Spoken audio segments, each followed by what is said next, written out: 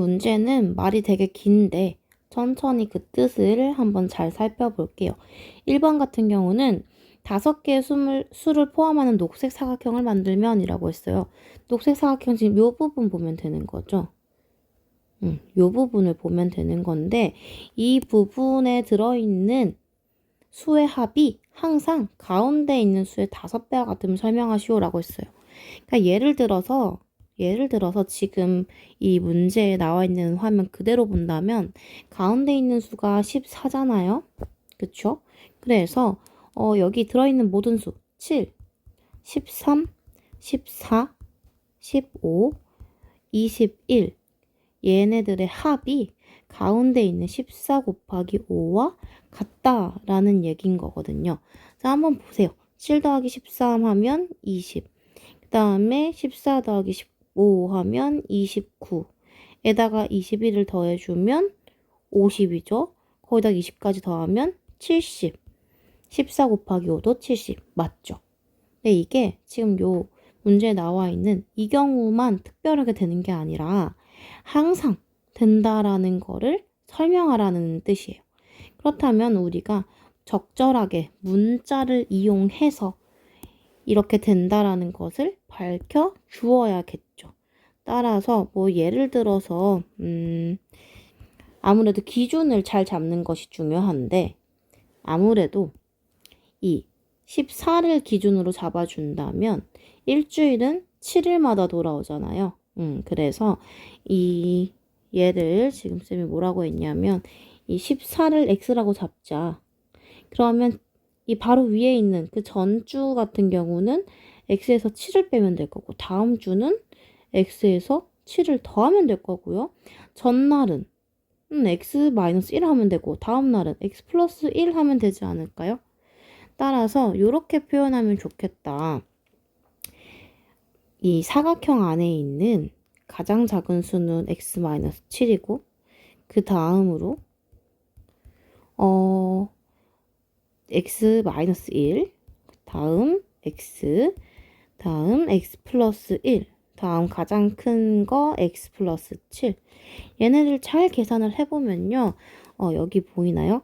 마이너스 7과 7 이렇게 지워질 거고 마이너스 1과 1 지워질 거고 x가 하나, 둘, 셋, 넷, 5개.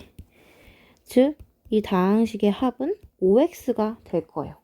근데 아까 이 가운데 있는 수를 x라고 잡았고 5배니까 5x.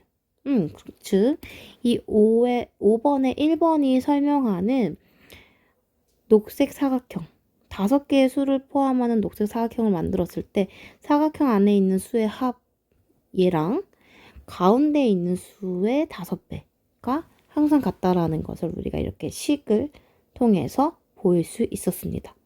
그럼 이렇게 해보았으니 문제 2번도 비슷하게 되겠거니 싶겠죠.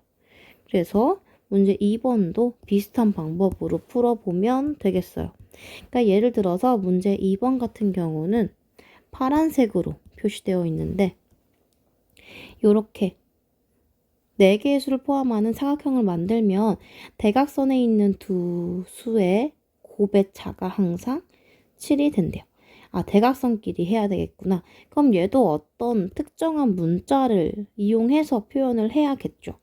그럼 뭐 예를 들어서 이렇게 해볼까요? 5라는 위치에 있는 애를 x라고 잡아준다면 그 다음 숫자는 x 마이너스 1이 될 거고 12는 그 다음 주니까 x 플러스 7 해주면 되고 11은 그 전날이니까 그러니까 그 다음 주의 전날이니까 x 플러스 7에서 1을 뺀 x 플러스 6이라고 설정해주면 되겠죠. 자, 그래서 우리는 식을 이렇게 세울 수 있을 것 같아요. 일단 예시로 확인 먼저 해보면 문제에 나와 있는 저 상황에서는 4 곱하기 12랑 5 곱하기 11의 차이, 우리 차이는 절대값으로 봐야 되니까 이렇게 절대값 씌워주고 48 마이너스 55 그러니까 절대값 마이너스 7 절대값 마이너스 7은 7 항상 7 나오냐고 물었는데 일단 7이 나오는 건 확인했고 지금 우리가 이렇게 문자 x를 이용해서 식을 세웠을 때도 마찬가지로 성립하는지 확인을 해 봅시다.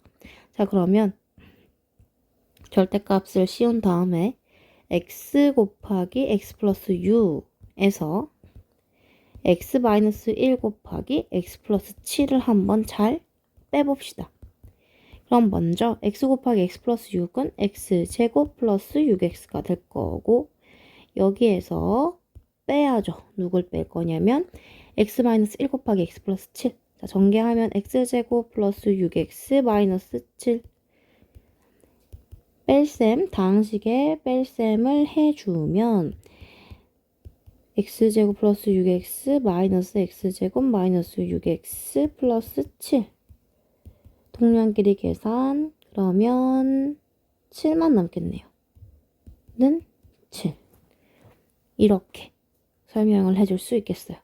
그래서 적절한 문자를 사용해서 지금 문제에 나와 있는 저 상황 말고도 이 달력에서 4개의 수를 포함하는 사각형을 만들면 그 대각선에 있는 두 수의 곱의 차는 항상 7이 된다라는 것을 식으로 설명을 했고, 이것이 바로 지금 우리가 항등식을 이용한 것이다 라고 할 수 있겠습니다.